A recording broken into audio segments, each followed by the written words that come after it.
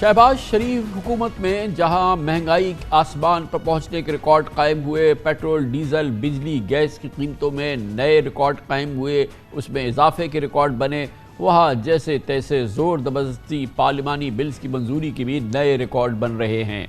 हुकूमत ने पार्लिमानी तारीख में कानून साजी की तेज़ तरीन निस्फ सेंचुरी मुकम्मल की, लेकिन मुताद्दिद बिल्स की मंजूरी के दौरान दुरुस्त तरीक़ाकार भी इस्तेमाल नहीं हो सका। जल्दी में इन तमाम चीज़ों को एक तरफ रख दिया गया। कई बिल्स मुताल्लिका कायमा कमेटीज़ को नहीं भेजे गए, कई बिल्स पर बहस नहीं हुई और कई बिल्स अराकीन पार्लियामेंट की मंजूरी से चंद लम्हे पहले हवाले किए गए थे और कहा गया था कि अब इसको मंजूर कर लो। कौमी असम्बली से सिर्फ 4 दिनों में 54 बिल्स मंजूर कराए गए। ताज्जुब की बात है कि मंजूर होने वाले इन 54 बिल्स में से 35 निजी यूनिवर्सिटीज़ के क़याम से मुताल्लिक़ हैं। निजी यूनिवर्सिटीज़ के क़याम की इतनी बड़ी कानून साजी पर वज़ीर तालीम भी मुखालिफ नज़र आए, मगर उनकी भी ना सुनी गई। गुज़िश्ता रोज़ इख्तलाफ के बाद ज़िमनी एजेंडे के तहत आज फिर 7 बिल्स कौमी असम्बली से मंजूर हुए। दूसरी जानिब आज सेनेट में 100 साल पुराने ऑफिशियल सीक्रेट एक्ट में तरमीम का बिल पेश किया गया, जो कि कौमी असम्बली से मंजूर हुआ था, तो अपोजिशन के अलावा इत्तेहादियों की जानिब से भी इसकी शदीद मुखालफत हुई। मुखालफत के बाद चेयरमैन सेनेट सादिक सिंजरानी ने बिल कायमा कमेटी को भिजवाया। गुज़िश्ता रोज़ हुकूमत ने ऑफिशियल सीक्रेट एक्ट तरमीमी बिल 2023 को कौमी असम्बली से मंजूर कर लिया था। तरमीम से खुफिया एजेंसीज़ को मुकम्मल इख्तियारात देने की कोशिश की गई थी, जिसके तहत वो किसी भी शहरी को कानून की खिलाफ वर्जी के शुबे में हिरासत में ले सकेंगी। इसके अलावा आज सेनेट में हायर एजुकेशन बिल के मामले पर भी हुकूमती और अपोजिशन अरकान ने एहतजाज किया। चेयरमैन सेनेट ने अरकान के एहतजाज के बाद हायर एजुकेशन बिल मुताल्लिका कमेटी को भिजवाया। आज कौमी असम्बली में Pakistan media regulatory authority तरमीमी bill PEMRA bill 2023 भी मंजूर हो गया। बिल की मंजूरी का मकसद इस बात को यकीनी बनाना है कि डिसइंफॉर्मेशन ऑन एयर ना जा सके। हुकूमत ने बिल में डिसइंफॉर्मेशन और मिस इन्फॉर्मेशन की तारीफ भी बयान कर दी है। डिसइंफॉर्मेशन से मुराद वो खबर है जो काबिल तस्दीक न हो, गुमराहकुन, मन गढ़ंत और जाली हो, या फिर मुताल्लिका शख्स का मौक़िफ़ लिए बगैर दी गई हो, जबकि मिस इन्फॉर्मेशन से मुराद वो मवाद है जो जांच के बाद झूठ साबित हो या गलती से नशर हो गया हो। शहबाज हुकूमत की रुखसती में तकरीबन 1 हफ्ता रह गया है, शायद इसीलिए इस पर कानून साजी का भूत सवार है। पिछले हफ्ते चेयरमैन सेनेट सादिक सिंजरानी ने तशद्दुद और इंतहा पसंदी की रोकथाम का बिल मेंबरान की शदीद मुखालफत के बाद खुद ही ड्रॉप कर दिया था। इस बिल की मुखालफत और इस पर बहस कराए बगैर कमेटी में पेश किए जाने पर खुद नून लीग के सेनेटर इरफान सिद्दीकी ने बड़ा शदीद एतराज़ किया था। आज कौमी असम्बली की सूरत हाल, कौमी असम्बली में बर्क रफ्तार कानून साजी, बल्कि एक रिकॉर्ड कानून साजी, उसमें वहाँ के मनाजिर और उसका पस मंज़र बात करेंगे। हमारे साथ इस्लामाबाद में हमारे सीनियर कॉरेस्पॉन्डेंट वक़ार अली शाह मौजूद है। बहुत बहुत शुक्रिया शाह साहब। बताइएगा कि ये क्या हो रहा है कौमी असम्बली में और फिर सेनेट में भी मामलात पहुँचते हैं, और पिछले कई दिनों के दौरान हम लगता है ऐसा कि एक मशीन लगी हुई है जहाँ पे कानून साजी छप रही है, नए नए कानून आ रहे हैं, तरमीम हो रही है। क्या मनाजिर है वहाँ पे और क्या इसका पस मंज़र है? जी बिल्कुल खान साहब, बहुत शुक्रिया इस मौके पर बात करने के लिए, क्योंकि पाकिस्तान की जो पार्लिमानी तारीख है उसमें पहली दफ़ा एक हुकूमत ने 4 दिन में 54 बिल यानी जो जो सेंचुरी है वो मुकम्मल की, और बड़ी तेज़ी के साथ। लेकिन इसमें कुछ चीज़ें जो है वो बड़ी ताजुब की है, जिसमें कि यानी अगर ये 54 बिल्स की बात करें तो इसमें से 35 बिल जो है वो सिर्फ निजी यूनिवर्सिटियों के क़याम से मुतल्लिक़ हैं। जो इसमें हैरत करने वाली एक और बात है वो ये है कि जो अराकीन ये बिल पेश कर रहे हैं उनका उन इलाकों से कोई ताल्लुक ही नहीं है। जैसे कि आज एक बिल जो है वो जुमरात को जो मंजूर किया गया था, जो पाक चाइना गवादर यूनिवर्सिटी के नाम से जो यूनिवर्सिटी बननी है लाहौर में, ताम उसका जो बिल है वो सिंध के एक मेंबर है उनकी जानिब से जो है वो पेश किया गया है, जिस पर जो वहाँ के जो सेनेटर है, सेनेटर कोदा बाबर, उनकी जानिब से भी इतराज़ आयद किया गया। उनकी जानिब से बाकायदा तौर पर इस पर मौक़िफ़ जारी करना पड़ा कि ना तो हुकूमत पाकिस्तान का, ना बलूचिस्तान का, और ना ही ये चाइना जो सरकार है उनकी जानिब से ये यूनिवर्सिटी जो है वो कायम की गई है। इसी तरह अगर एक और एग्जाम्पल ले तो उसमें जो वफाकी वज़ीर इत्तलात मरीम औरंगज़ेब की वालदा है, रुकन कौमी असम्बली हैं, उनकी जानिब से 2 यूनिवर्सिटियों के क़याम के बिल जो है वो पेश किए गए, जिसमें क्योंकि उनका अपना ताल्लुक जो है वो रावलपिंडी से है और वहीं पर रहाइश वज़ीर है, लेकिन उनके जो बिल हैं وہ حیدرآباد میں ایک یونیورسٹی کا قیام ہے اور اس کے علاوہ قصور میں یونیورسٹی کا قیام ہے. جبکہ آج کی اگر پروسیڈنگ کی بات کریں تو آج جو ایجنڈا تھا اس پہ 2 بل ایسے تھے جو اس اجلاس سے منظور کیے جانے تھے. گزشتہ روز کی کارروائی کے بارے میں آپ جیسے پہلے ہی کہہ چکے ہیں کہ اس پر اعتراض اٹھا تھا، جس کے بعد جو اسپیکر ہے ان کو وقفہ لینا پڑا اور وقفے کے بعد جو ہے وہ اجلاس ملتوی کرنا پڑا. تاہم آج وہی 7 بل جو ہے وہ نیشنل اسمبلی میں پیش ہوئے، لیکن یہ سپلیمنٹری ایجنڈا کے طور پر پیش ہوئے، جس پر جو حکومتی اتحادی JUIF ہے ان کی جانب سے بھی اعتراض کیا گیا، اور اس کے علاوہ جو BNP مینگل ہے یعنی وفاقی وزیر آغا حسن بلوچ جو ہے جو سائنس ٹیکنالوجی کے منسٹر ہیں، ان کی جانب سے بھی کہا گیا کہ اس پر جب ایک بات طے ہو گئی تھی اور دوسری بات اعتماد میں نہیں لیا جا رہا. کی طرح سے یہ اس کو بھی ایکسپلین کیجئے کہ یہ کیسے ممکن ہے کہ قومی اسمبلی سے مثال کے طور پہ یہ بہت ہی امپورٹنٹ آفیشل سیکرٹ ایکٹ بل منظور ہوا اور اس میں ترمیم اور پھر وہ پہنچ گیا سینٹ، اور سینٹ میں یہ تمام سیاسی جماعتیں جنہوں نے کہ اس کو منظور کیا تھا انہوں نے اس کا بالکل ایک طرح سے قلاقمہ کر دیا. کوئی سیاسی جماعت نے اس کو اپروو نہیں کیا اور اس کو شدید تنقید کا نشانہ بنایا. اور دلچسپ بات یہ ہے کہ ابھی کل ہی وہ جو ہے وہ قومی اسمبلی سے منظور ہو کے آیا تھا. یہ بہت بڑی کانٹرڈکشنز ہم دیکھ رہے ہیں.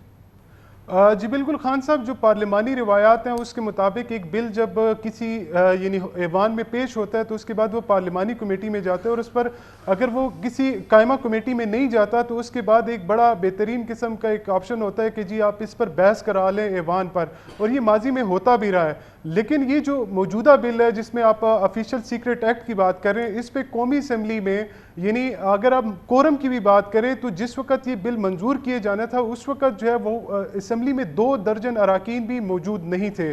کسی نے یہ بل پڑھا نہیں، کسی نے اس پر بحث نہیں کی. قومی اسمبلی سے پاس ہوا، اس کے بعد آج سینٹ میں جب یہ پیش کیا گیا تو جو حکومتی اہم اتحادی ہے، اس کے علاوہ جو نون لیگ کے جو سینیٹر ہے سینیٹر عفنان اللہ، انہوں نے بھی کھڑے ہو کر احتجاج کیا اور ان کی جانب سے کہا گیا کہ اس بل پر جو ہے وہ ووٹنگ کرائیں. اس کے علاوہ رضا ربانی تھے، PK میپ تھے، اور اس کے لیے جمعیت علماء اسلام پاکستان تحریک انصاف اس کی سخت ترین مخالف نظر آئی. اور اس کے علاوہ جو عوامی نیشنل پارٹی کے 2 سینیٹر تھے جس میں نوابزادہ عمر فاروق اور حاجی ہدایت اللہ، انہوں نے بھی کھڑے ہو کر جو ہے وہ اس بل کی کھلم کھلا جو ہے مخالفت کی.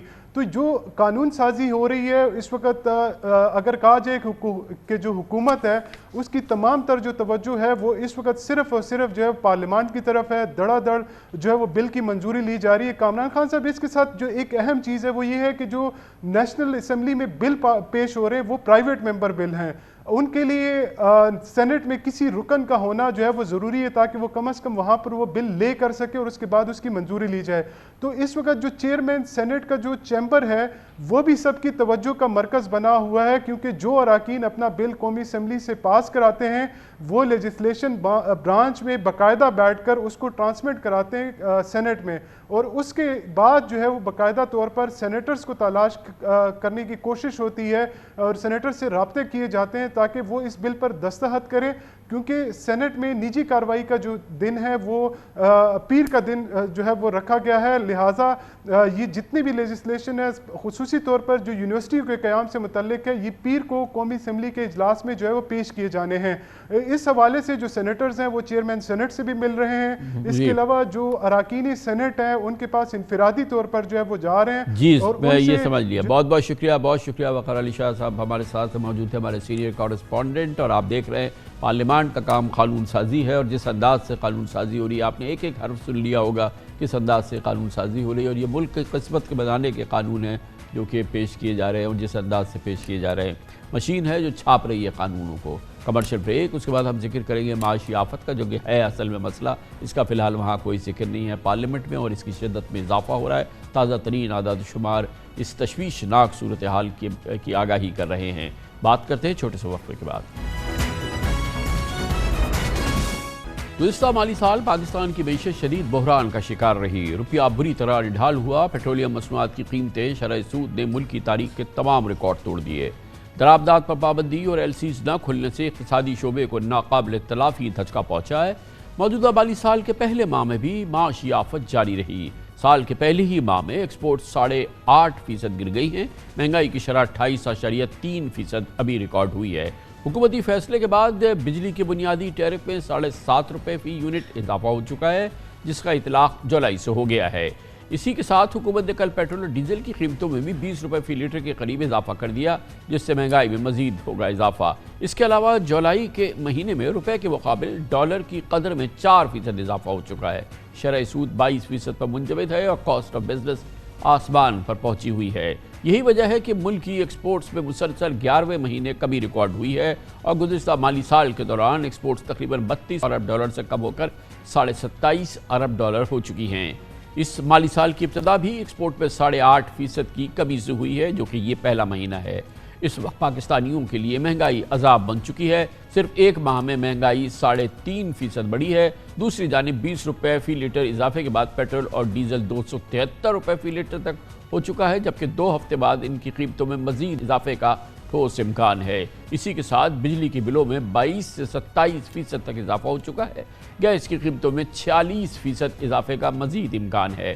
ایسے میں مہنگائی میں مزید اضافہ ہوگا، لیکن اس بات یہ ہے کہ اسٹیٹ بینک کا کہنا ہے کہ آنے والے مہینوں میں مہنگائی میں کمی ہوگی۔ اسٹیٹ بینک کے مطابق اس سال کے دوران مہنگائی کی اوسط شرح 20 سے 22% رہے گی۔ آئی ایم ایف معاہدے کے بعد ڈالر کی قدر میں 3.6% تک کمی دیکھی گئی تھی، جب 4 جولائی کو ڈالر 275 روپے 45 پیسے کا ہو گیا تھا، مگر اس کے بعد 31 جولائی تک ڈالر واپس 286.64 پیسے تک پہنچ چکا ہے۔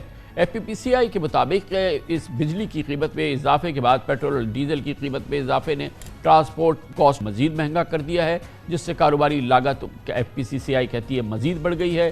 یہی وجہ ہے کہ اب ہم یہ دیکھ رہے ہیں کہ متمول اور قابل پاکستانیوں کا ملک سے انخلا جاری ہے۔ سرکاری اعداد کے مطابق صرف پچھلے سال 340 تاجر اور بزنس مین پاکستان سے چلے گئے، انہوں نے پاکستان کی شہریت بھی چھوڑ دی ہے۔ یقیناً یہ تشویشناک صورتحال ہے۔ مزید بات کرتے ہیں، ہمارے ساتھ موجود ہے سمیع اللہ طارق، ہیڈ آف ریسرچ پاک کویت انویسٹمنٹ، ماہر معاشی امور بھی ہیں۔ بہت بہت شکریہ سمیع اللہ طارق صاحب۔ اوورآل تو آئی ایم ایف پروگرام کے بعد ایک ہم نے بہتری کے ماحول دیکھا، ایک اوور وائبز تھوڑی بہتر ہیں، ایس آئی ایف سی جو فورن ڈائریکٹ انویسٹمنٹ کی نئے پوٹینشیلز اور اس کے تمام چیزیں، لیکن جو نمبرز ہیں ابھی بھی اس مہینے کے اگر ہم نمبرز دیکھیں اور جس کا بھی ہم نے بڑے تفصیل سے ذکر کیا، یہ ایک بہت ڈپریسنگ ماحول ہے، خاص طور پہ ایک عام پاکستانی کے لیے، بلکہ ایک کاروبار تک کے لیے بھی بہت مشکل حالات ہیں۔ بہتری کے کیا پوٹینشیل ہے؟ کب تک اس میں بہتری دیکھ سکتے ہیں؟ دیکھیں، ایک تو یہ کہ کچھ تو یہ ہونا ہی تھا، کیونکہ جب آپ آئی ایم ایف پروگرام میں گئے تھے تو ظاہر ہے اپنی چیزیں اوپن اپ کرنی تھی، کرنسی اس کی وجہ سے جب امپورٹ کنٹرول ہٹے تو تھوڑی سی کرنسی ڈپریشیٹ ہوئی۔ دوسرا ہے کہ اگر آپ دیکھیں کہ بیلنس آف پیمنٹ فرنٹ پہ ہماری حالات اب اگلے 9 مہینے، یہ آپ دیکھیں کہ 30 جون کو بھی وہ اگریمنٹ اگر پچھلا والا ختم ہوتا تو ازمپشن یہ نہیں تھی کہ 30 کے آگے اگلی گورنمنٹ تک ایک انسرٹنٹی تھی، تو الحمدللہ وہ انسرٹنٹی ختم ہو گئی۔ اب اگلے 9 مہینے جو ہے ہمارے کورڈ ہیں، اسی کا ہم نے امپیکٹ بانڈ پرائسز میں اور اسٹاک مارکیٹ میں بھی دیکھا کہ وہاں آپٹیمزم ایک اچھا ہے۔ ہاں، دوسری طرف جو آپ کہہ رہے ہیں کہ جو انفلیشن کی طرف جو بات آ رہی ہے کہ پیٹرول کی پرائس اور اب گیس اور الیکٹرک کی پرائس تو آنی تھی، کیونکہ وہ ہمارے اپنے پاکستان کے ڈومیسٹک فیکٹرز تھے جس میں کیپیسٹی پیمنٹ ہے، کچھ باہر کے ہیں کہ لائبور بڑھ گیا تھا، کائبور بڑھ گیا۔ اچھا، جو پیٹرول اور ڈیزل میں جو ہوا ہے وہ یہ کہ گلوبلی قیمتیں جو ہیں وہ کافی تیزی سے بڑھیں، جبکہ آپ اسی میں اگر جو پچھلی ڈٹرمنیشن میں دیکھیں کہ میں گیس آئل کی ڈیزل کی جو انٹرنیشنل پرائس دیکھ رہا تھا، وہ جو ہے ایوریج اگر $100 ہے تو وہ پرائس سٹارٹ $93 سے ہوئی اور $108 تک چلی گئی۔ تو آپ جیسے آپ کہہ رہے ہیں کہ $108 تک جب پرائس گئی تو ایوریج $100 ہے، لیکن اگر پرائس یہاں بھی انٹرنیشنل رہتی ہے تو جیسے آپ کہہ رہے ہیں کہ اگلی فورٹ نائٹ بھی قیمتیں بڑھنے کا امکان ہے، تو اگر $108 پہ بھی پرائس اٹک گئی تو 8% پرائس اور بڑھ جائے گی، تو وہ بھی کوئی 17-18 روپے فردر بن جائیں گے۔ پھر دوسری طرف کچھ کرنسی میں بھی تھوڑی بہت ویکنیس ہے، 286 پہ وہ اینڈ ہوا ہے، 285 کی ایوریج ہے، ابھی ہم 289 پہ آ جائیں، اب یہ کہاں تک جاتے ہیں، لیکن ظاہر ہے 1-2% یہاں بھی جگہ بن جائے گی۔ تو یہ ظاہر ہے یہ جو ہے یہ پاس آن کرنا ہے۔ اب یہ کہ پیٹرول تو چونکہ امپورٹڈ پروڈکٹ ہے، ہم بناتے بھی نہیں ہیں، تو ظاہر ہے یہ تو باہر سے جو امپورٹ ہو رہا ہے یہ سیدھا سیدھا پاس آن ہونا ہی ہے۔ ہاں، انفلیشن پہ اگر آپ دیکھیں تو اب ہم نے جو میجر کیا تھا کہ اگر پیٹرول کہ ایک تو گیس اور الیکٹرک کی جو پرائس بڑھی ہے اسے لگ بھگ کوئی 1.5% کا امپیکٹ انفلیشن پہ ڈائریکٹ آتا ہے۔ اگر میں پیٹرول اور ڈیزل کا نکال لوں کہ 10% دونوں بڑھ گئے لگ بھگ اگلے کو بھی انکلوڈ کر کے، تو کوئی 0.5% انفلیشن پہ اور امپیکٹ آتا ہے۔ تو یہ ساری چیزیں میں ملا لوں تو 2-2.5% ڈائریکٹ امپیکٹ ہے۔ مسئلہ یہ کہ اس کے بعد انڈائریکٹ امپیکٹ بھی کچھ ہوگا، لیکن میرا خیال ہے کہ اسٹیٹ بینک نے جو رینج دی ہے 20 سے 22% کی، ہم پھر بھی اس کے اندر جو ہے وہ آ جائیں گے۔ لیکن دیکھیں، مسئلہ جو ہمارا اوور آل تمام معاملات میں 25 کروڑ پاکستانیوں میں 24.5 کروڑ کا مسئلہ سب سے زیادہ یہ ہے کہ مہنگائی مہنگائی مہنگائی۔ مہنگائی کی جڑ جو ہے، جو میں اندازہ لگاتا ہوں، کیونکہ ہم امپورٹ بیسڈ کنٹری ہیں، صرف پیٹرول اور بجلی اور یہ معاملات ہمارے امپورٹ بیسڈ نہیں ہیں، ہماری ایکسپورٹ بھی امپورٹ بیسڈ ہے، ہمارا روزانہ کا کھانا بھی امپورٹ بیسڈ ہے، اس کا ایک حصہ ایک بڑی تعداد میں پاکستانی. تو ڈالر اگر ہمیں مہنگا پڑتا ہے تو ہماری زندگیاں مہنگی ہو جاتی ہیں. اور اسی لیے بھارت میں یا بنگلہ دیش میں، کیونکہ ان کی کرنسی اتنی ویک نہیں ہے، اس لیے ان کو مہنگائی اس طرح کی محسوس نہیں ہو رہی. ہمارا سارا عذاب جو ہے وہ اس لیے ہے کہ ہمارا ڈالر جو ہے اس حکومت کے دوران 180 روپے سے 85 روپے سے لے کے آج 300 روپے کا ہو گیا ہے. یہ سب سے بڑا مسئلہ ہے. یہ اگر ہمارا ایکسچینج ریٹ میں تھوڑی سی بہتری آئے اور حالات میں بہتری آئے تو ظاہر ہے وہ مہنگائی اس سے جو ہے وہ کم ہوگی. وہ کیسے ممکن ہوگا؟ دیکھیں اب یہ تو آپ نے جو ایکسچینج ریٹ کی ڈپریسیشن جو بات کی، یہ تو ایک اس طرح ہے جیسے ہمیں بخار ہے.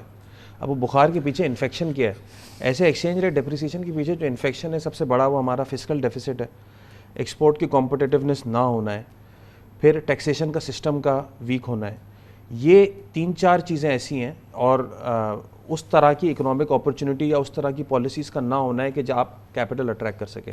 اب SIFC اور FDI کی طرف اگر ہم موو کر رہے ہیں تو ہوپ فلی ایک اینگل میں تو ایک سائڈ تو آپ نے پکڑ لی ہے، لیکن یہ کہ ٹیکسیشن کا امپروو کرنا، براڈننگ کرنا، NFC کو ریزالو کرنا، اور فسکل ڈیفیسٹ کنٹرول کرنا، اور ایکسپورٹ کی کمپٹیٹیونیس کو امپروو کرنا، یہ 3-4 چیزیں ابھی باقی ہیں. اس کو جب آپ کنٹرول کریں گے تو آپ کی فارن کرنسی کی ڈیمانڈ کنٹرول ہوگی. ورنہ جو ہے وہ IMF نے جب یہ market determined exchange rate implement کروایا تھا، اس کا مقصد یہی تھا کہ آپ کو روز اگر ڈالر کا ریٹ نظر آئے گا جو بھی ریٹ ہے تو ظاہر ہے اس سے ڈیفینیٹلی آپ کی امپورٹ کی ڈیمانڈ میں کچھ نہ کچھ کرٹیلمنٹ ہوگی. اب یہ کہ ہاں اس میں ایک آرگومنٹ یہ ہے کہ ہماری کافی ساری امپورٹ جو ہے وہ ان الاسٹک بھی ہے، جیسے پیٹرول، ڈیزل یا گندم ایٹسیٹرا. لیکن بہرحال ہم نے دیکھا ہے کہ پرائس کا امپیکٹ اگر آپ دیکھیں تو پیٹرول ڈیزل کی ڈیمانڈ میں نظر بھی آیا ہے. ہم ابھی تک دیکھ رہے ہیں کہ ڈیمانڈ جو ہے وہ کافی مگر یہ مسئلے کا حل نہیں ہے نا. آپ نے جیسے کہا کہ یہ ایک سمٹم ہے اور انفیکشن کہیں اور ہے. اچھا، بعض چیزیں ہمارے ہاتھ میں فوری نہیں ہیں، مطلب ڈالر کے انفلوز، FDIs آئیں، ریمیٹنسز بڑھ جائیں، جو کہ ہمارے پاس ڈالر کے راستے ہیں. لیکن جو ہمارے ہاتھ میں چیزیں ہیں وہ کتنا امپیکٹ اس کر، مثال کے طور پہ ہماری ٹیکسیشن کے معاملات، ہماری انڈاکیومنٹڈ اکانومی، ہماری بالکل شتر بے مہار قسم کی جو ہے اکانومی، اور انڈاکیومنٹڈ پورا ٹریڈ نظام، retail sector, wholesale sector, آڑتی سیکٹر، فارم سیکٹر، اور پھر جو بھی اور جو دوسرے ٹیکس کے راستے بند ہیں، بالکل صرف ملازمت پیشہ لوگوں سے ٹیکس لیے جا رہے ہیں. اگر اس میں بہتر کریں، جیسے کہ IMF نے کہا ہے کہ ٹیکس ٹو GDP ریشو آپ کا 8.5 تو شرمناک ہے، اسے تقریباً 12 پہ لے کے جائیں، اور IMF کہتا ہے 15 پہ لے کے جائیں. اگر ہم، یہ تو ہمارے ہاتھ میں ہے نا، ہم اپنے ہاتھ سے ان چیزوں کو بہتر کر سکتے ہیں. اس سے کتنی بہتری آئے گی؟ ایبسولوٹلی. اگر آپ ایگریکلچر، ریئل اسٹیٹ اور ہول سیل اور ریٹیل ٹریڈ، ان 4 ایریاز کو اگر آپ کور کر لیں تو ڈیفینیٹلی آپ کا جو شارٹ فال ہے فسکل ڈیفیسٹ میں، اور ٹیکس ٹو GDP جو ہمارا اس وقت 9% کے لگ بھگ ہے، 8.5%، تو اس میں ہم سگنیفیکنٹ امپروومنٹ لا سکتے ہیں. اسمگلنگ پہ کنٹرول ہو سکتا ہے. 2، کیونکہ جب آپ ہول سیل ریٹیل ٹریڈ پہ اگر آپ ڈاکومنٹیشن ٹھیک کر دیں گے تو ظاہر ہے اس میں اسمگل گڈ جو ہے وہ لیک نہیں ہو سکے گی. تیسرا، ایگریکلچر کے اندر پھر کارپوریٹ فارمنگ بھی آ سکتی ہے. اور چوتھا جو ہے لوڈ جو اس وقت سیلریڈ انڈیویجول اور انڈسٹری کے اوپر اتنا زیادہ ہے وہ بھی کم ہو جائے گا. تو اس سے آپ کو ایک تو جو پبلک اتنی ایگزٹ کر رہی ہے وہ بھی نہیں کرے گی، اور دوسرا انڈسٹریل سیکٹر میں انویسٹمنٹ بھی ہو سکے گی. اب وہ یہی کہ اگر آپ نے ساری FDI انڈسٹریل ایریا میں لانی ہے لیکن وہاں پہ ٹیکسیشن کا انسیڈنس اتنا زیادہ ہے تو ظاہر ہے اس کی جو اٹریکشن ہے یا کمپٹیٹیونیس ہے وہ بھی تو افیکٹ ہو رہی ہے. تو اب اس میں بنیادی چیز ایک تو یہ ہم اپنے ہاتھ سے چیزوں میں بہتری کر سکتے ہیں، اور دوسری اب پھر ہم آتے ہیں FDI کی طرف اور SIFC کی طرف، اور ان معاملات میں جو پوٹینشیل ہے. کیونکہ پہلے تو ہم یہ ساری باتیں سنتے تھے، باتیں بہت ہوتی تھیں، جنرلی وہ ایک فکشن ہوتا تھا، لیکن اس دفعہ اس میں فیکٹس ہمیں نظر آ رہے ہیں. اور اگر واقعی یہ انفلوز آ گئی تو پھر تو ہمارے ایکسچینج ریٹ کو سہارا مل جائے گا. بہت فرق پڑ جائے گا. میرا خیال ہے کل کا جو ایونٹ بھی ہوا وہ کافی ویل اٹینڈیڈ ایونٹ تھا، اور اس کے اندر جو ہے وہ پارٹیسپیشن ڈومیسٹک سائٹ سے بھی اور انٹرنیشنل مائنز اینڈ منرلز میں بہت اچھی تھی. تو میرا خیال ہے ایک اچھا سٹارٹ ہے. یہاں سے اگر ہم آگے اس کو بلڈ اپون کریں تو ڈیفینیٹلی اب سوورن ویلتھ فنڈ کی بھی بات ہو رہی ہے، وہاں بھی ہم کچھ نہ کچھ انویسٹمنٹ اٹریکٹ کر سکتے ہیں. لیکن ظاہر ہے یہ ایک سائڈ ہے، ہمیں ایریاز سارے کور کرنے ہیں. لیکن یہ کہ yes it could be a good start کہ یہاں سے اگر آپ سٹارٹ لیں تو آپ باقی ایریاز پہ بھی بلڈ اپون کر سکتے ہیں. یہ بتائیے کہ انفلوز کی اگر ہم بات کر رہے ہیں، پہلی بار ہم دیکھ رہے ہیں بہت عرصے کے بعد کہ پاکستان سٹاک سے ایک تو ایسی ویلیویشن ہے، عام share 30 cent, 50 cent, 60 cent, 70 cent کا ٹاپ کلاس کمپنیز کا پاکستان میں اویلیبل ہے، مفت کی بات ہے، اس میں کتنی گنجائش ہے کہ ہم اٹریکٹ کر سکیں کچھ فورن انویسٹمنٹ سگنیفیکنٹ؟ ابھی ہم دیکھ رہے ہیں پہلی بار کئی سالوں کے بعد۔ ڈیفینیٹلی ابھی تو ہم نے یہ 20-25 ملین ڈالر ایک مہینے میں دیکھے ہیں، ہم نے پہلے تو بہت اچھے ٹائم بھی دیکھے ہیں جب 500 ملین ڈالر سال کے آ جاتے تھے، بلین ڈالر آ جاتے تھے، تو ظاہر ہے اس کے اندر تو بہت امپروومنٹ کی گنجائش بھی ہے۔ اور دوسرا ہے کہ مارکیٹ کا اتنا جمپ کرنے کا ریزن بھی ایک بڑا یہ تھا کہ ایک تو ویلیوشن بہت کم تھی، دوسرا مارکیٹ ڈرائی بہت ہو گئی تھی، تو ظاہر ہے وہ نیچے سے بہت اچھا جمپ لیا ہے۔ اور یہ کہ ہمارا پی جو ہے ظاہر ہے پورے ریجن میں سب سے کم تھا، ہمارے ہسٹورک ویلیوشن کے مقابلے میں کافی کم تھا، تو اس کی وجہ سے جو ہے مارکیٹ میں ہم نے بہت اچھی ریلی دیکھی، اور میرا خیال ہے یہ کوئی بعید نہیں کہ یہ یہاں سے کنٹینیو بھی رہے، کیونکہ جو ہے ویلیوشن میں ابھی بھی کافی جگہ ہے۔ اور یہ کہ اگر ہمیں فورن انویسٹمنٹ کی طرف سے، انویسٹرز کی طرف سے تھوڑا سا اگر ٹیل ونڈ مل جاتی ہے تو ظاہر ہے اس کا امپیکٹ مارکیٹ پہ کافی بہتر ہوگا۔ تھینک یو سو مچ، بہت بہت شکریہ سمیع الطارق ہمارے ساتھ موجود تھے۔ کمرشل بریک، اس دوران نیوز ہیڈ لائنز دیکھیں، اس کے بعد ہم اپنے پروگرام کے باقی حصے کے ساتھ واپس آتے ہیں۔ شہباز حکومت نے رخت سفر باندھنا شروع کر دیا ہے، عام زبان میں کہیں تو بوریا بستر باندھنا شروع کر دیا ہے۔ اقتدار کے 1.5 سال اختتام کی جانب گامزن ہیں۔ پارلیمنٹ میں اس دوران قانون سازی کی بھاگم بھاگ لگی ہوئی ہے۔ نگران حکومت کے قیام اور نئے الیکشن کی تاریخ کا فیصلہ سر پر ہے، لیکن اب بھی کنفیوژن برقرار ہے کہ الیکشن نہ جانے کب ہوں گے بھی یا کبھی بھی نہیں ہوں گے، اور یہ کہ الیکشن نئی مردم شماری کے مطابق ہوں گے یا پرانی سینسس پر ہی گزارا ہوگا۔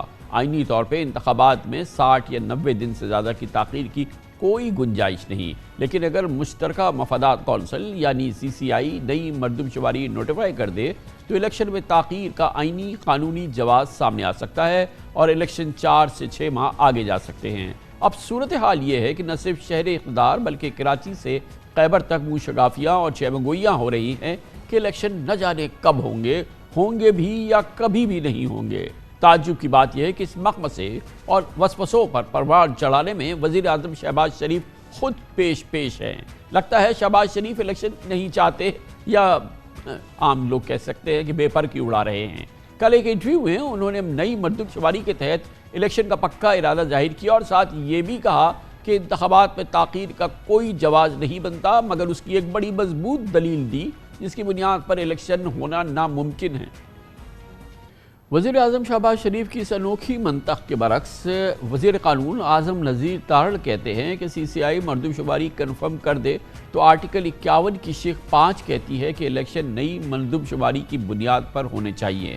وزیر قانون کے اس جواز کو تسلیم کر لیا جائے تو بھی قومی اور صوبائی اسمبلی کی نشستوں کی تعداد تبدیل نہیں ہو سکتی، کیونکہ آئین میں ترمیم کے لیے حکمراں اتحاد کے پاس پارلیمنٹ میں 2/3 اکثریت تو کیا ہے، اس وقت قومی اسمبلی بھی مکمل نہیں ہے۔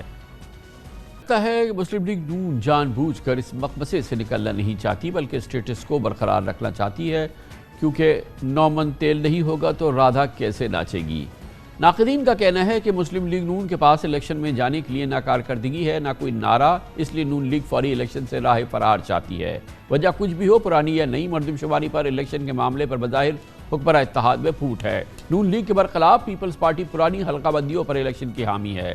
ماہرین آئین و قانون کی رائے کے مطابق مردم شماری مکمل ہونے کے بعد اس کے نتائج کی منظوری قانونی تقاضا ہے، جبکہ منظور شدہ مردم شماری کے مطابق الیکشن میں نشستوں کی تعداد آئینی پابندی ہے۔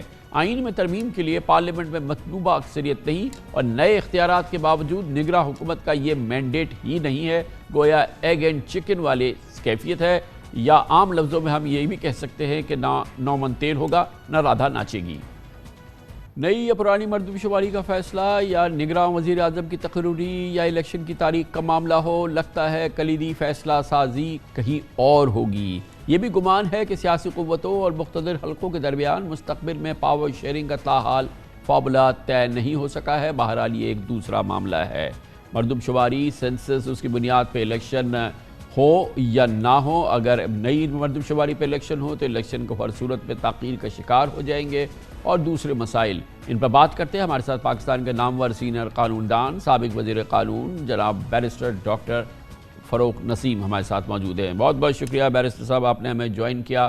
متحدہ قومی موومنٹ MQM سے آپ کا تعلق ہے۔ MQM کا پرزور اصرار ہے کہ الیکشن نئی مردم شماری کی بنیاد پر ہوں۔ تمام قانونی ماہرین، تمام جو بھی منسلکہ پارلیمنٹیرینز ہیں، ان کو اس بارے میں کوئی شک نہیں ہے کہ یہ تو اب سوال ہی پیدا نہیں ہوتا کہ نئی سینسس کی بنیاد پہ الیکشن ہو جائے، کیونکہ ابھی تو نوٹیفائی بھی نہیں ہوا، نوٹیفائی ہوگا تو پھر ڈیلیمیٹیشن کا ٹائم لگے گا، پھر ڈیلیمیٹیشن ہو گیا تو پھر اسمبلیز کی سیٹیں بڑھیں گی، اور اسمبلی کی سیٹیں بڑھ نہیں سکتی جب تک کہ ترمیم نہ ہو جائے. تو یہ ویسی ہی ہے کہ پرہیپس کہ یہ ناممکن ترین معاملہ ہے. نہیں کامران صاحب، ایسا نہیں ہے. ود ڈیو رسپیکٹ، سب لوگ بڑے اچھے ہیں، بہت زبردست قانون دان ہیں، بڑے زبردست کانسٹیٹیوشنل ایکسپرٹس ہیں. سب کی رائے کا میں احترام کرتے ہوئے یہ کہوں کہ اگر ایک دفعہ سینسس نوٹیفائی ہو گیا تو یہ ضروری نہیں ہے کہ کوئی کانسٹیٹیوشنل امینڈمنٹ ضروری ہو کہ نئے سینسس کے تحت آپ الیکشن کرائیں. یعنی ایک دفعہ اگر سینسس نوٹیفائی ہو جائے تو پھر جو آرٹیکل 51(3) کی جو بات ہے کہ اس کے اندر جو سیٹیں دی ہوئی ہیں تو وہ ضروری نہیں ہے کہ اس میں کانسٹیٹیوشنل امینڈمنٹ آئے اور نئے سینسس کے تحت الیکشن ہو. تو پھر آپ کیا فرما رہے ہیں کہ نئے سینسس کے میں صرف یہ سیٹوں کا ہی معاملہ ہے، کیونکہ جو آبادی بڑی ہے وہ تو ساری رجسٹرڈ ہے، ووٹرز تو ہیں، وہ کوئی کسی کا ووٹ تو ضائع نہیں ہو رہا ہے. اب یہ صرف ایڈمنسٹریٹو معاملات ہیں ڈیلیمیٹیشن کے اور سیٹوں میں بڑھنے کے، تو اٹ کین ویٹ جیسے کہ پچھلے الیکشن میں ہوا تھا. نہیں ایسا تھا کامران صاحب. یہ آرٹیکل 51 جو ہے اس کے 2 سب آرٹیکلز ہیں.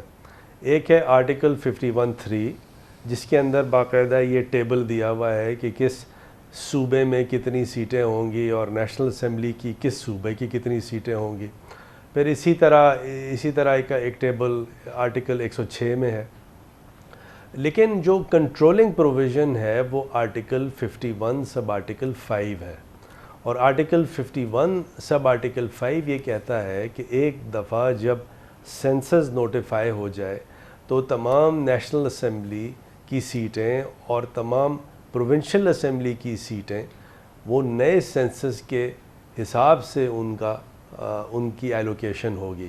یعنی جو سینسس ہوتا ہے تو سینسس کے اندر وہ سیٹیں بھی ایلوکیٹ کر دی جاتی ہیں. تو جہاں تک کہ 51(3) کا تعلق ہے یہ بات درست ہے کہ کیونکہ اسمبلی نہیں ہوگی تو اس میں امینڈمنٹ تو نہیں ہو سکتا، لیکن اس کو امینڈ کرنے کی ضرورت نہیں ہے کیونکہ آرٹیکل 51 سب آرٹیکل 5 جو کہ ایک کنٹرولنگ پروویژن ہے وہ، اور ساتھ ساتھ جو الیکشن ایکٹ 2017 کی شقیں ہیں اس کے تحت الیکشن کمیشن نے یہ نئے سینسس کے حساب سے سیٹیں بھی ڈسٹریبیوٹ کرنی ہیں اور الیکشن بھی اسی طرح کرانا ہے. اب اس میں یہ بات ضرور ہے کہ 60 ڈیز یا 90 ڈیز کے لیے کیئر ٹیکر گورنمنٹ آتی ہے، اسیومنگ 90 ڈیز کے لیے آتی ہے. لیکن اگر ڈیلیمیٹیشن ہونا ہے تو نیچرلی اس کے اندر 1 مہینہ 15 دن یا 20 دن یا اس کے اندر بھی 90 ڈیز کے اندر اگر فوراً کام شروع ہو جائے تو ڈیلیمیٹیشن ہو سکتا ہے. اور اس کے لیے پھر ایسی سچویشن کے لیے آرٹیکل 254 ہے. اور آرٹیکل 254 کا لوگ جو بات کرتے ہیں تو یہ وہ وقت ہے جب آرٹیکل 254 کا اطلاق ہوگا جس میں اس طرح کی بات ہے کہ اگر کانسٹیٹیوشن میں کوئی ٹائم لیمٹ دی گئی ہے تو وہ ضروری نہیں ہے کہ وہ ٹائم لیمٹ مینڈیٹری ہو. تو اگر 15-20 دن آگے پیچھے ہونا ہے تو اس سے آرٹیکل 254 جو ہے وہ ریسکیو کرتا ہے اور اس لیے کوئی کانسٹیٹیوشنل وائلیشن نہیں ہے. لیکن اگر آپ نے پرانی سینسس پہ پاکستان کا الیکشن کرا دیا تو اس کا مطلب یہ ہے کہ یہ فری اور فیئر الیکشن نہیں ہوگا کیونکہ جو کنٹرولنگ پروویژن ہے وہ 218(3) ہے. اور 218(3) یہ بات کرتا ہے کہ فری اور فیئر الیکشن ہونا چاہیے. اور فری اور فیئر الیکشن کی جو سپریم کورٹ آف پاکستان تشریح کر چکا ہے، جو لاہور ہائی کورٹ اور کراچی ہائی کورٹ تشریح کر چکے ہیں، اس کا مطلب یہی ہے کہ پراپر سینسز ہونا چاہیے، پراپر ہیڈ کاؤنٹ ہونا چاہیے، پاپولیشن کاؤنٹ ہونا چاہیے. ورنہ تو ایسا ہے نا 98 کے سینسس پہ کرا دیں تو اس میں کیا ہے. تو ایسا نہیں ہے. اگر واقعی ڈیموکریسی ہونی ہے، اگر اسمبلی کو واقعی ایک ڈیموکریٹک شیپ اختیار کرنا ہے تو صحیح سینسس کے حساب سے الیکشن ہونا ہے. ورنہ تو پھر یہ ایسے ہی ہے، خانہ پوری ہے. یہ تھوڑی ہے کہ الیکشن کرا دیں.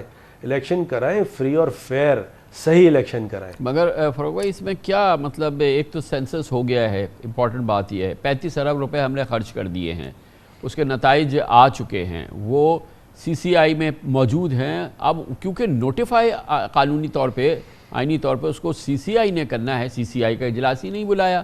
آج کا دن بھی ہو گیا نہیں بلایا. ابھی بھی شہباز شریف صاحب نے کہا کہ ہوگا تو نئی مردم شماری کے تحت الیکشن، اور امکان ہے کہ سی سی آئی آ جائے گی. اب ایک نیا شوشہ سامنے آ گیا ہے کہ بھائی سی سی آئی تو ابھی مکمل ہی نہیں ہے، کیونکہ 2 وزیر اعلیٰ ہیں، وہ تو وہ نگران ہے، اور وہ نگران وزیر اعلیٰ ہے تو وہ سی سی آئی میں بیٹھ ہی نہیں سکتا ہے. تو یہ ایک نئے شوشے نا، جس میں کہ واضح طور پہ لگتا ہے کہ موجودہ جو حکومت ہے وہ نئے سینسس کے تحت الیکشن نہیں کرانا چاہتی. تو نہیں، اگر اس کا من نہیں ہے کہ اس نے نہیں کرانے، تو پھر تو آپ کی جو تشریح ہے کہ، یا آپ فرمان آئین کی تشریح ہے کہ فری اینڈ فیئر الیکشن ہو، پھر تو اس کا راستہ بند کیا جا رہا ہے.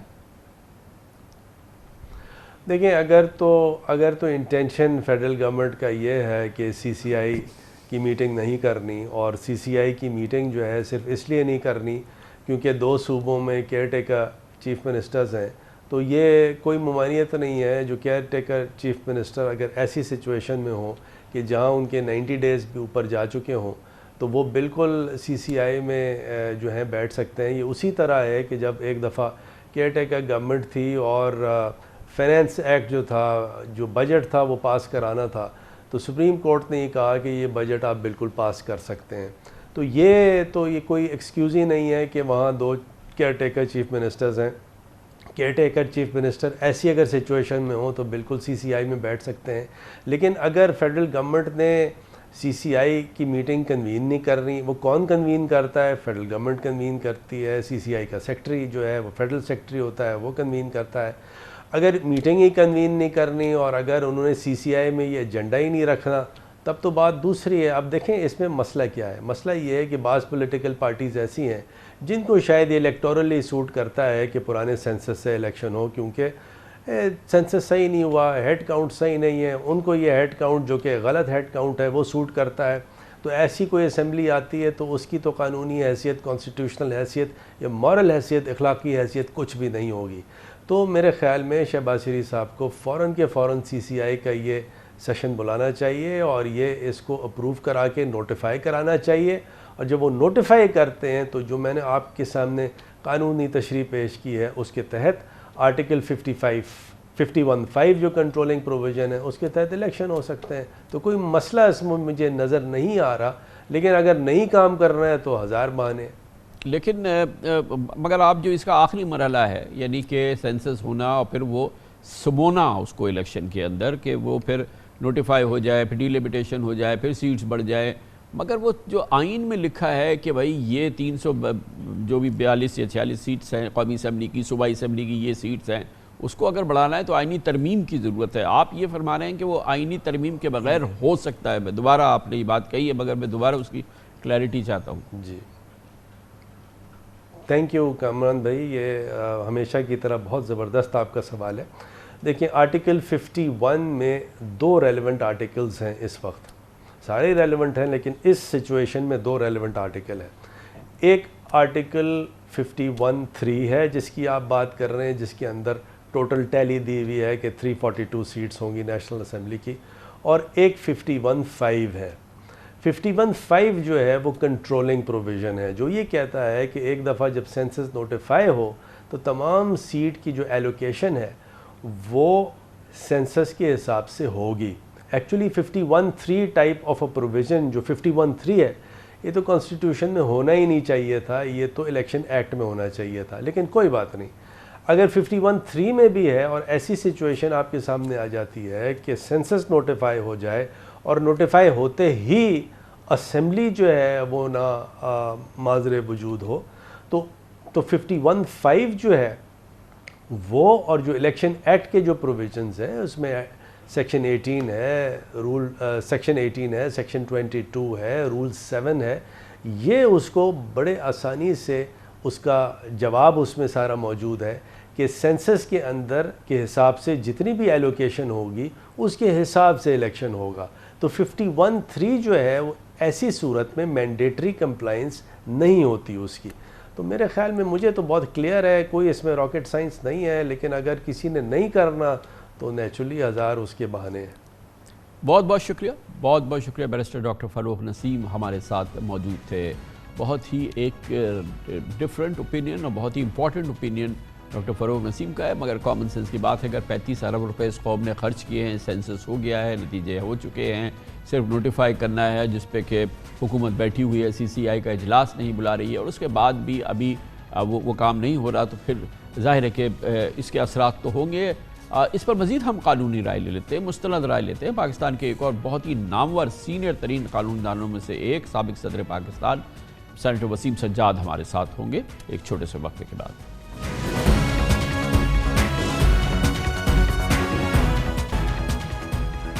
بحث جاری ہے کہ الیکشن نئے سینسس کی بنیاد پر ہوں، جو کہ مکمل ہو چکا ہے۔ 35 ارب روپے قوم خرچ کر چکی ہے، اس کے نتائج موجود ہیں، مگر باوجود کونسل آف کامن انٹرسٹ اس کو نوٹیفائی نہیں کر رہی ہے۔ کئی ہفتوں سے یہ نتائج موجود ہیں، مگر جیسے میں نے آپ کو بتایا کہ تاخیر کا شکار ہے، مگر وزیر اعظم شہباز شریف کا اصرار ہے کہ الیکشن تو نئی مردم شماری کی بنیاد پر ہی ہوں گے۔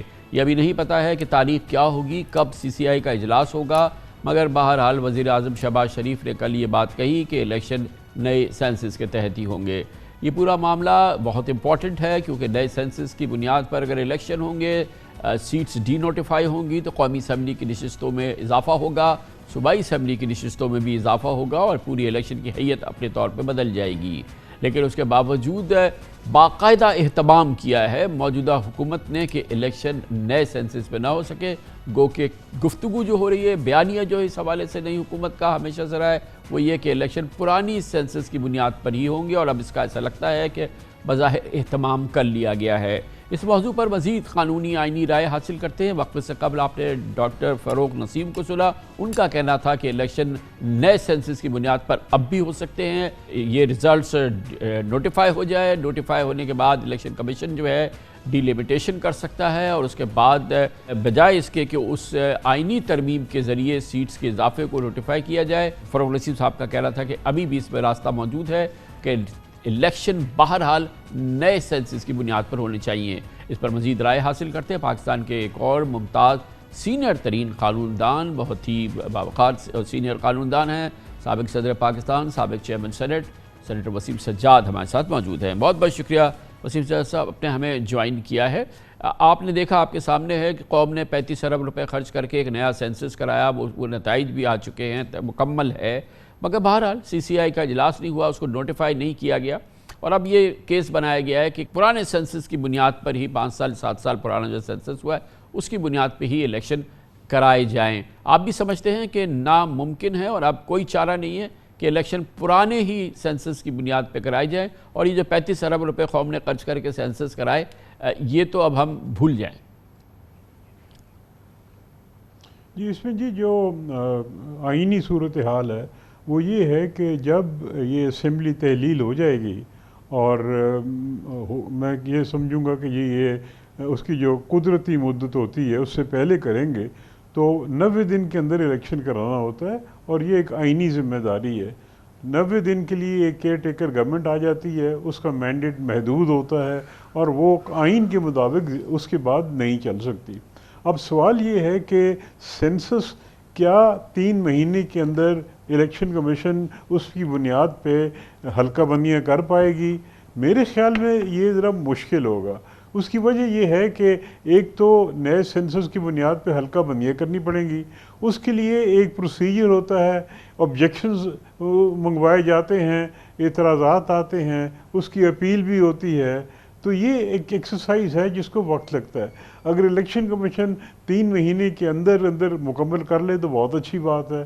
اگر وہ نہیں کر سکتا تو پھر سوال یہ پیدا ہوگا کہ ایک طرف تو آئین کہتا ہے یہ پچھلے سینسس جو آفیشلی نوٹیفائیڈ ہو، تو ابھی تک یہ سینسس آفیشلی نوٹیفائی نہیں ہوا، تو ابھی تک اس کی قانونی حیثیت وہ نہیں ہے جو آئین میں دی گئی ہے۔ تو لہٰذا اگر اسیوم کر لیں کہ یہ نوٹیفائی ہو جاتا ہے تو پھر ایک دقت یہ آئے گی کہ ایک طرف تو آئین کہتا ہے کہ جی 90 دن کے اندر الیکشن ہو، دوسری طرف آئین یہ بھی کہتا ہے جی کہ پچھلے جو آفیشیل سینسس ہے اس کی بنیاد پہ ہو۔ اب یہ ایک تصادم آتا ہے کیونکہ دونوں چیزیں شاید ممکن نہ ہوں، تو ایسی صورتحال میں کیا ہوگا؟ بہترین تو یہی ہے کہ ڈیلیمیٹیشن بھی ہو جائے, سب کچھ ہو جائے انہی 90 دنوں کے اندر. اگر نہیں ہوتی تو پھر دوسری صورتحال یہ ہے کہ لیکن کوئی سپریم کورٹ یا ہائی کورٹ چلا جائے گا. یہ تھوڑی سی وضاحت فرما دیجئے کہ اگر یہ ڈیلیمیٹیشن مثال کے طور پہ بھرپور کوشش کرتی ہے الیکشن کمیشن اور وہ ڈیلیمیٹیشن کر لیتی ہے 60 دن کے اندر, مان لیجئے 90 دن میں نہیں کرتی, کچھ 30-40 دن مزید بڑھ جاتے ہیں, تو آئینی ترمیم کی جو بتایا جا رہا ہے کہ بس لازم ہے, ابھی فاروق نسیم صاحب نے کہا کہ لازم نہیں ہے, تو وہ آپ کے خیال میں مانے نہیں ہوگی؟ نہیں, اس وقت تو آئین یہی کہتے ہیں کہ لاسٹ آفیشیل سینسس نوٹیفائڈ جو ہوا ہو اس کی بنیاد پہ ہونا ہے. تو اگر وہ نوٹیفائی ہی نہیں ہوتا تو وہ جو پرانا سینسس ہے وہ آفیشیلی نوٹیفائڈ ہوگا, لہذا اس پہ مجھے ابھی کوئی دقت نظر نہیں آتی. لیکن اگر نوٹیفائی ہو جاتا ہے تو پھر ایک دقت آئے گی. دوسری چیز یہ ہے کہ جہاں تک آئینی ترمیم کا تعلق ہے, میرے خیال میں موجودہ حکومت اس پوزیشن میں نہیں ہے کہ وہ آئینی ترمیم کرا سکے, کیونکہ نیشنل اسمبلی کمپلیٹ نہیں ہے, اس میں 2/3 میجورٹی کا سوال ہی نہیں پیدا ہوتا. تو لہٰذا ایک یہ ڈیڈ لاک ہوگا, اس کا علاج میری نظر میں اگر یہ صورتحال ہو جاتی ہے, یعنی نوٹیفائی بھی ہو جاتے ہیں, سب کچھ ہو جاتا ہے, تو ایک یہ قانونی ایک ہجان سا آ جاتا ہے, ایک پرابلم آ جاتا ہے. تو دو چیزیں سامنے ہو سکتے ہیں, دو راستے. ایک تو یہ ہے کہ صدر صاحب ایک ریفرنس فائل کریں, ایڈوائس مانگیں سپریم کورٹ کی کہ ان حالات میں ہمیں کیا کرنا چاہیے.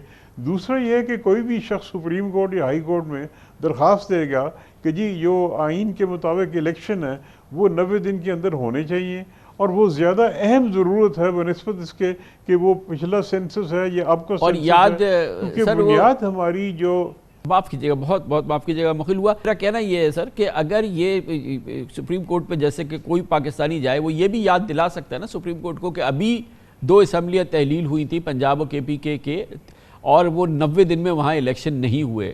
سپریم کورٹ نے بھی کہا الیکشن کرا دے, پھر بھی نہیں ہوئے. نگران حکومتیں جو 90 دن کے لیے ہوتی ہیں وہ بآسانی 90 دن ٹاپ چکی ہیں, وہ پتہ نہیں 100 دن 100 دن ہو گئے ان کے. یہ مطلب یہ تمام چیزیں جو کہ کہا جا رہا ہے کہ اس کے بغیر تو یہ نہیں ہو سکتا, یہ تو ابھی ہی ہو رہی ہیں ہمارے سامنے. تو اگر نئے سینسس کے لیے ہم 30 دن یا 60 دن بڑھا دیتے ہیں الیکشن, تو کون سا عذاب آ جائے گا؟ نہیں, ہو کیسے بڑھائیں گے؟ سوال تو یہ ہے نا کہ آئینی ترمیم نہیں ہو سکتی, اور اگر آئینی ترمیم نہیں ہو سکتی تو پھر صورتحال یہی ہے جو اس وقت ہے. اگر نوٹیفائی نہیں ہوتا سینسس تو پھر تو کوئی دقت نہیں ہے, پھر تو پچھلے سینسس کی بنیاد پہ ہو جائے گا. اگر نوٹیفائی ہو جاتا ہے تو پھر یہ دقت آئے گی. اور جو آپ نے فرمایا کہ جی وہ اسمبلی جو پنجاب کی تحلیل ہوئی تھی اور الیکشن نہیں ہوا, اس کی اپنی وجوہات تھیں, اور اس کی سب سے بڑی وجہ یہ تھی کہ سپریم کورٹ کے اندر ایک تقسیم آ گئی کہ جی 184 کے تحت آپ اس مسئلے کو نہیں اٹھا سکتے. لہذا اگر کوئی شخص ہائی کورٹ چلا جاتا ہے تو میرے خیال میں روٹین میں ہو سکتا ہے یہ معاملہ بہتر طریقے سے سلجھ جائے, اور سپریم کورٹ میں اگر وہ ڈویژن نہ ہو تو پھر میرے خیال میں وہ اس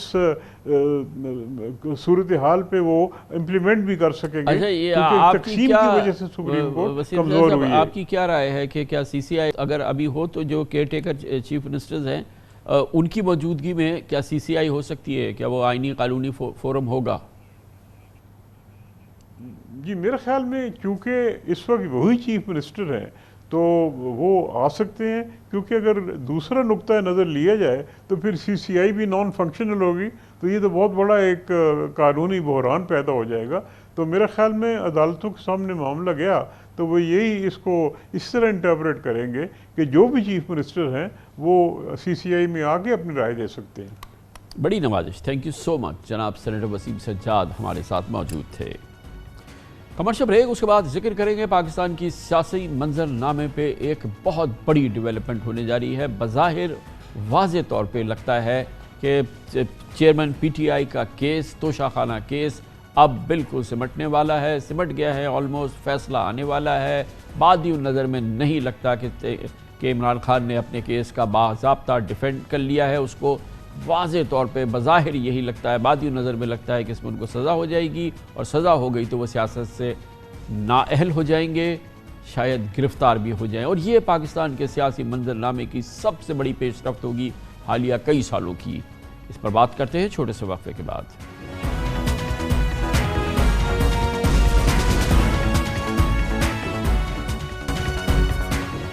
پاکستان کے سیاسی منظرنامے پہ بہت جلد آئندہ چند دنوں میں ممکنہ طور پر ایک بہت بڑی پیش رفت ہونے والی ہے، جس کے اثرات پاکستان کی سیاست پہ کئی سال تک آگے اثر انداز ہوں گے، اور یہ بہت بڑی پیش رفت کا تعلق پاکستان تحریک انصاف کے چیئرمین کے حوالے سے ہے۔ ان کا توشہ خانہ کیس بھرپور رفتار سے اب آخری منزل میں داخل ہو چکا ہے اور بظاہر وہ اس کی جکڑ میں ہیں۔ عمران خان اس کیس کا فیصلہ آنے کے بعد عین ممکن ہے، بادی نظر میں لگتا ہے کہ ان کے خلاف یہ کیس ثابت قرار پائے گا اور ان کو اس معاملے میں ممکنہ طور پہ بادی نظر میں لگتا ہے کہ انہیں سزا ہو سکتی ہے۔ ایسا ہوگا تو وہ سیاست سے نااہل ہو جائیں گے اور اس کے ساتھ ہی یہ بھی ممکن ہے کہ انہیں گرفتار کر لیا جائے۔ یہ خارج از امکان بالکل نہیں ہے، اس لحاظ سے آئندہ چند روز میں یہ دھماکہ خیز ممکنہ اور ایک ایکسپیکٹڈ ڈیولپمنٹ یقینی نظر آ رہی ہے بادی نظر میں۔ اس کیس میں چیئرمین پی ٹی آئی کو بار بار اب پسپائی کا سامنا ہے۔ ان کی 2 بار سپریم کورٹ، 2 بار اسلام آباد ہائی کورٹ اور متعدد بار ٹرائل کورٹ سے درخواستیں خارج یا مسترد ہوئی ہیں۔ آج سپریم کورٹ نے توشہ خانہ کیس کا ٹرائل روکنے کی استدعا ایک بار پھر مسترد کر دی۔ 3 رکنی بینچ کے سربراہ جسٹس یحییٰ آفریدی نے ریمارکس دیے کہ کل اسلام آباد ہائی کورٹ میں توشہ خانہ سے متعلق 4 درخواستوں کی سماعت ہوگی تو سپریم کورٹ کیسے ٹرائل کورٹ کو کوئی حکم دے سکتی ہے۔ دوسری جانب آج سیشن کورٹ نے چیئرمین پی ٹی آئی کا حق دفاع ختم کرتے ہوئے ان کے گواہان کو غیر متعلقہ قرار دے کر مسترد کر دیا۔ چیئرمین پی ٹی آئی کو آج ایک اور دھچکا لگا جب ایف آئی اے نے اپنی تحقیقات میں ٹرائل کورٹ کے جج ہمایوں دلاور کو کلین چٹ دے دی۔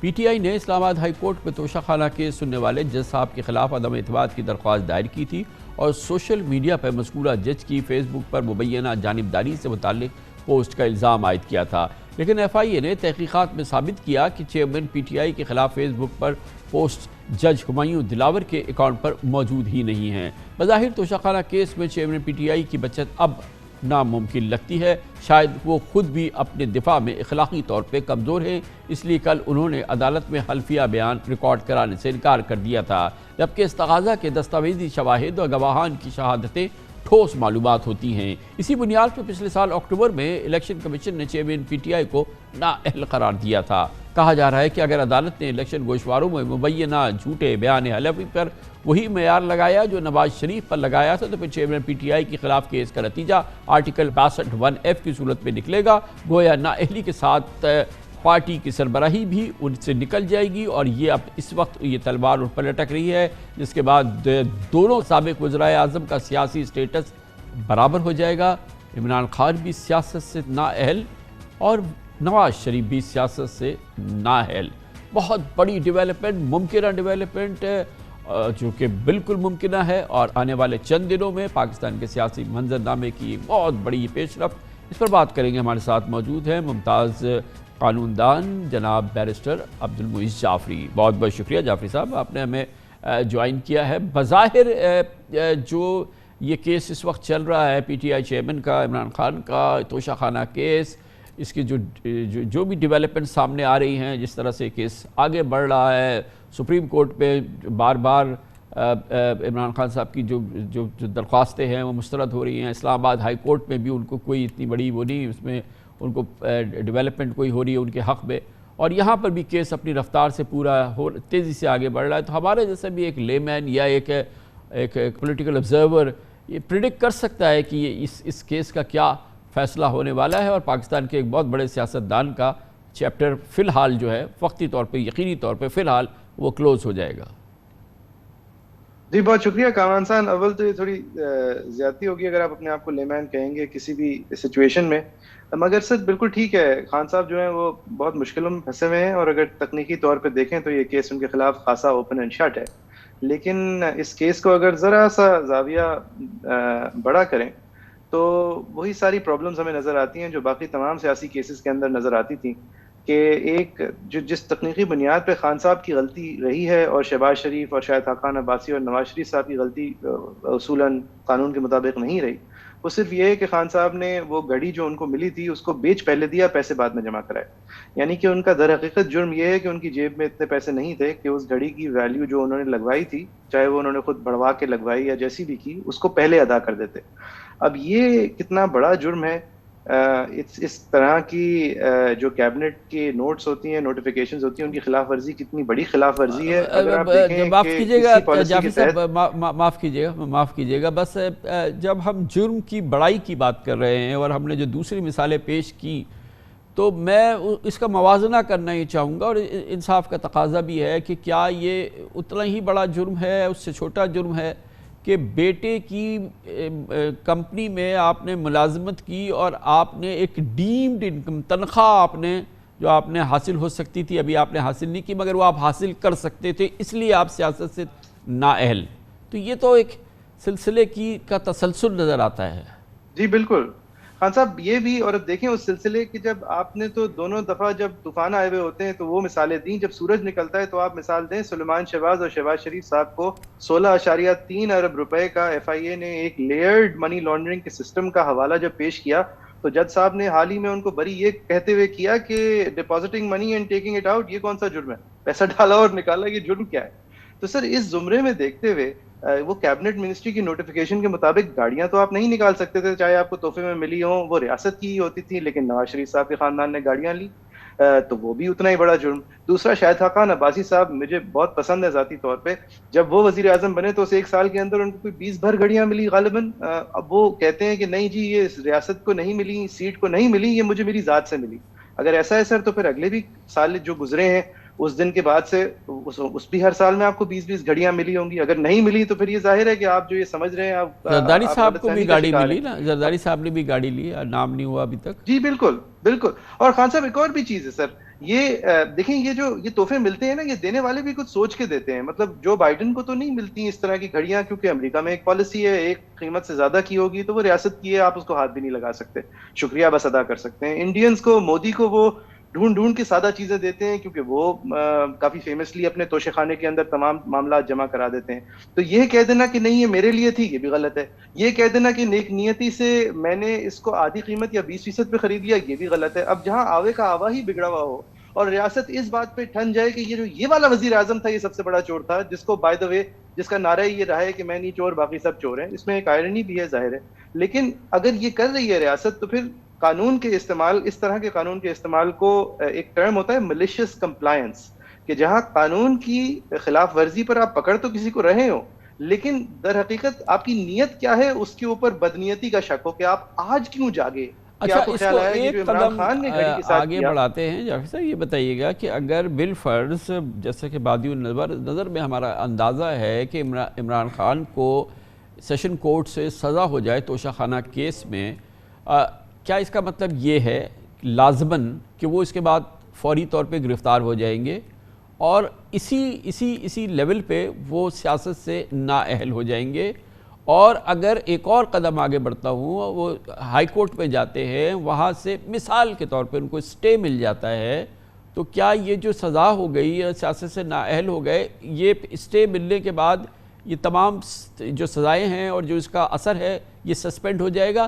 کیا مرحلہ ہوگا اب جب یہ فیصلہ آئے گا سیشن کورٹ کا، اور اگر بادی نظر میں وہ فیصلہ عمران خان کے خلاف آتا ہے تو؟ سر دیکھیں جیل تو جب ہوگی جب کہ جو عدالت جو ہے وہ ایک عمومی طور پہ ایک till the rising of the court type سزا نہ دے بلکہ ایک باقاعدہ ٹائم لائن کی سزا دے، تو پھر تو جیل کی بات ہے. اور ڈسکوالیفیکیشن تو چاہے till the rising the court ہو، ڈسکوالیفیکیشن کیونکہ یہ ایک مورل ٹرپیٹیوڈ کی انڈرسٹینڈنگ کا کرائم ہے تو وہ تو 62 63 کے ریلیونٹ آرٹیکل میں فالو کرے گی. لیکن اس سب کچھ کو ایٹ ناٹ لے آئے گی کوئی بھی اپیل، بشرطے یہ کہ وہ اپیل محض سینٹنس نہ سسپینڈ کرے بلکہ وہ اس ججمنٹ کو بھی سسپینڈ کرے، جس کے لیے روایت یہ رکھی کھوسا صاحب کے کورٹ نے کم از کم کہ اس کی سنوائی کے بعد یہ عمل میں آتی ہے، بات یہ سٹیج آتی ہے عدالت کی. لیکن اس کو کوئی 10 ہیئرنگز کی ضرورت نہیں ہے، یہ کافی جلدی بھی معاملہ ایک ایسے پوائنٹ پہ پہنچ سکتا ہے کہ خان صاحب کو انٹرم ریلیف ملے ہائر کورٹ سے. لیکن گرفتاری ضرور ہوگی اگر سزا ہو جائے اور till the rising of the court نہ ہو، 1 سال 5 سال 1 مہینے 2 مہینے کی ہو جائے، گرفتاری تو لازم ہوگی اور فیصلہ سننے کے لیے ان کی موجودگی لازم ہوگی. جی سر، فیصلہ اگر سننے نہیں آئیں گے تو وہ تو بائی ڈیفالٹ پھر اس کورٹ کی کنٹینٹ میں چلے جاتے ہیں. اور آج کل خان صاحب کے ساتھ وہ 10,000 لوگوں کا ہجوم بھی نہیں آتا جو ان کے لیے ایک پرسنل وال آف پروٹیکشن بنتا تھا، تو it's quite hard to see کہ اس کے علاوہ کیا ہوگا. Very interesting. Thank you so much. Barrister Abdul Moiz Jafri ہمارے ساتھ موجود تھے, بہت عمدہ قانونی رائے دے رہے تھے. اس کے ساتھ ہی ہمارے آج کے پروگرام کا اختتام ہوتا ہے. کل آپ سے پھر ملاقات ہوگی انشاءاللہ. کل تک کے لیے کامران خان کو اجازت. اللہ حافظ. اللہ سے.